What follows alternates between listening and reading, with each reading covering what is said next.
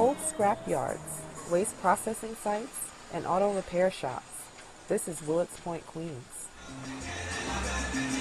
For decades, the industrial district, also known as the Iron Triangle, has gone without basic infrastructure like storm sewers, adequate roads, and sidewalks.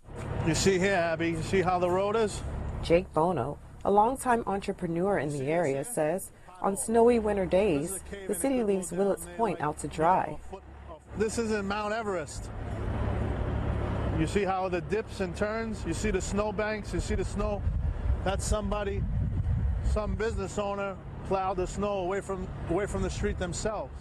In 2007, Bono and roughly 80 other property owners in the area faced more problems when Mayor Bloomberg proposed a redevelopment plan for Willets Point. The project boasts 5,000 housing units and 2 million square feet of office and retail space, just steps away from the new Mets Stadium. Though City Council passed the proposal last November, Stephen Stirling, staff reporter for Times-Ledger newspapers, says similar plans have been on the agenda for Willets Point since the 1960s.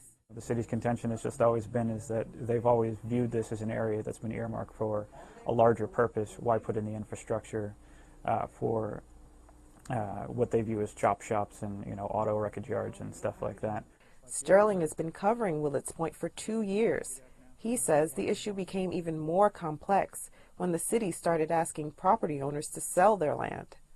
Those refusing to deal face the possibility of being forced out through eminent domain, a law that allows government to take private property for public purposes. This growing tension led Stirling to redirect his coverage to IronTriangleTracker.com, a Times-Ledger blog dedicated solely to Willets Point. I was just finding that I had much more material for this project than I could actually put into print on a week-to-week basis.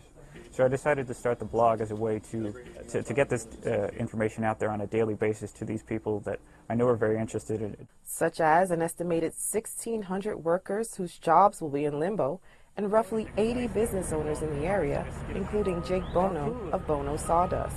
Everybody's life is affected because there's uncertainty. You don't know if, when, how the city is going to move in and remove you from your land. Land that has been in his family for 3 generations after his grandfather and great-uncles emigrated to the United States from Italy over 70 years ago. And they actually built this building after every day of going out peddling sawdust throughout the city. They actually built this building at night. Bono and several other landowners are planning to take legal action against the city to stop the redevelopment plan. Despite their efforts, the city has gained control of half the land area through deals with other owners.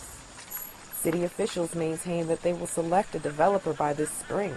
However, some contend that the plan won't take off for at least another 4 years. Abi Ishola for Independent Sources.